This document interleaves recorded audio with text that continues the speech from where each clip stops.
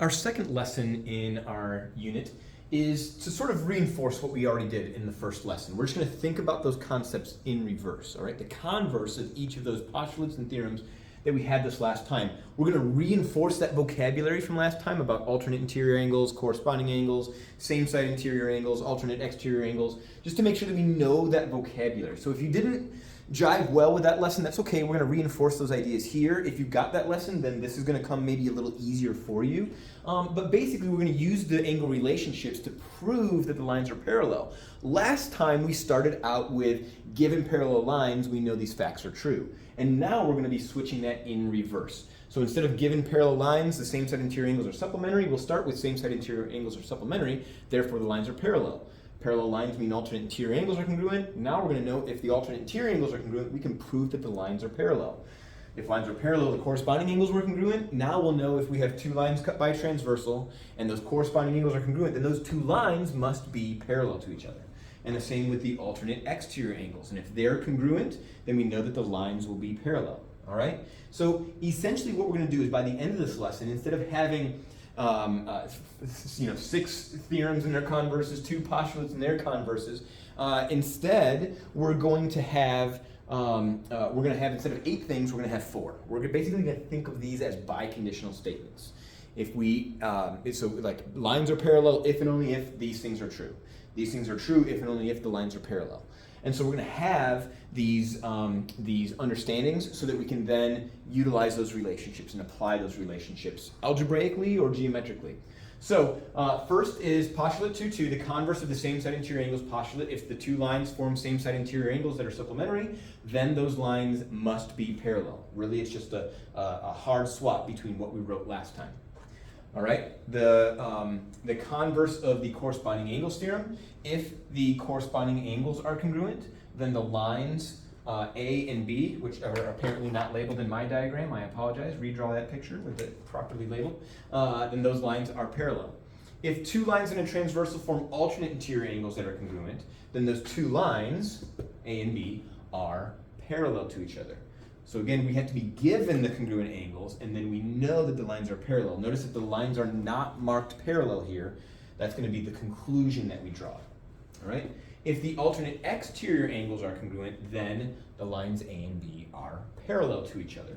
So we want to make sure that we have all of those converses down so that we can maybe apply those thoughts. So given this picture here, this is example 1, draw this picture to the best of your ability. Which lines, if any, must be parallel if angles 1 and 2 are congruent? So which theorem would we use? So in this case, this is one of those tasks that is a little bit challenging for students because we've got 4 lines and it's like, well, which 2 lines are parallel and where's my transversal? So the easiest way to do that is to highlight the lines that you're using to make the angles.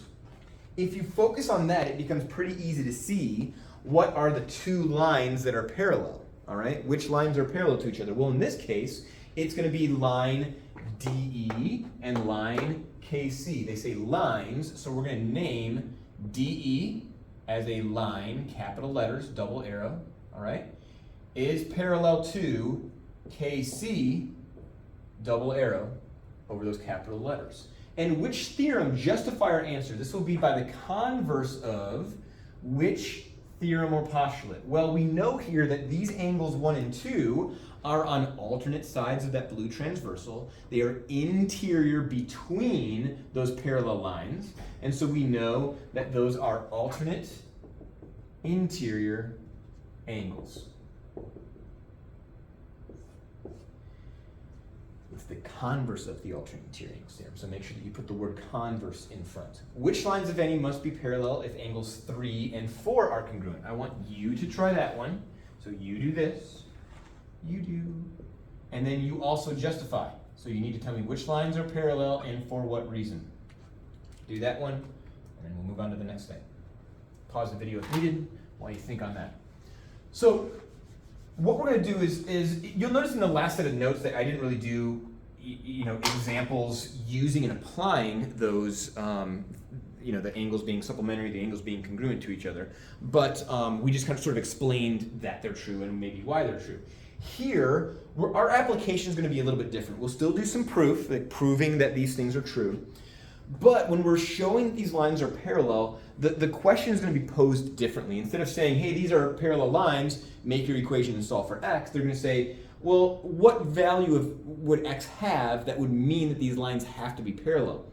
And so I know that the sentence structure there is going to be a little confusing because you're not given parallel lines, you're not then making the equation and solving for x. Instead, you're going to flip that around a little bit. You're going to create an equation assuming that the lines were parallel, solve for x so that the value of x that you get is the value of x that would make either those angles congruent, that would then make the lines parallel, or would make those angles supplementary, which would then make those lines parallel. So you're doing the same computation, the same work that we did in class. You're going to create your equation, and then you're going to solve the equation. So again, if I gave you this picture last time, I would say these lines are parallel, these alternate interior angles are congruent, set them equal to each other, solve for x. It's not posed that way, but you're doing the same work. Find the value of x that will make line n and line m parallel. Well, what we would do here is I would say, well, I would want for these alternate interior angles to be congruent to each other. So I would make this equation, I would solve the equation, and the solution to this equation would make these angles have the same number, the same value, and therefore those angles would be congruent. And if those angles are congruent, then these lines are parallel to each other. All right, I'm not actually going to solve this right now. I don't know if that's necessary. We know how to solve this equation, so you don't need to see me do it. You can solve it if you want to. How's that? Over here, proving, but we're going to do that kind of work in class. All right, proving that lines are parallel, kind of continuing that. We've got our four converses. Now we're going to have some additional thoughts. If two lines are parallel to the same line, right? This one is parallel to C. This one is parallel to B. All right, so these are parallel, these are parallel. If two lines are parallel to the same line, then they are parallel to each other. All right, logically speaking, why would that be true? Well, we can't use the transitive property on this, although it is kind of like transitivity of parallelism. It's kind of a neat trick. But if I draw a transversal, then I know that these corresponding angles will be congruent because these two lines are parallel. I also know that if these two lines are parallel, that these corresponding angles are congruent to each other. So if I get rid of this part right here and I just look at the fact that I've got B and A, but their corresponding angles are congruent, then that means that these lines A and B are also parallel by the converse of the corresponding angles theorem. All right, so we are using those converses to prove that lines are parallel. This is, again, the converse of given parallel lines. We know these fun facts. Here it's, if we know these fun facts, then we know that these lines are parallel. And then one more. And that is, if two lines are perpendicular to the same line, so B is perpendicular to P, A is perpendicular to P, if they're perpendicular to the same line, then they are parallel to each other. All right? Now, obviously, there's this little limitation of in the same plane. For the most part, we're going to be in a plane for the rest of this semester, working on flat surfaces, working on a flat surface. And so we don't have to necessarily have that distinction, but we're going to have that distinction here. Because we could have lines that are perpendicular in a different plane. Let me kind of hold this. Like these are perpendicular, but I could come across like this. Well, my arms aren't parallel to each other in this instance, right? But if we're in the same plane, then yes, these lines would be parallel. The way that we would prove that is we would say, all right, these are perpendicular to each other, so we know that these angles are right angles by the definition of perpendicular, which means that these angles are 90 by the definition of a right angle, and if their measures are 90, they're equal in measure, so that means that these angles are congruent, and if these corresponding angles are congruent, then these lines are parallel by the converse of the corresponding angles theorem. Or you could use alternate interior angles, or you could use same side interior angles being supplementary, 90 and 90 add up to 180. There's lots of different ways in which we could prove that. All right, so I wanted to make sure that you had this information so that you can do stuff with it next time that we are in class. And one of those things that we're going to be exploring on and off for these next several weeks is doing geometric proof.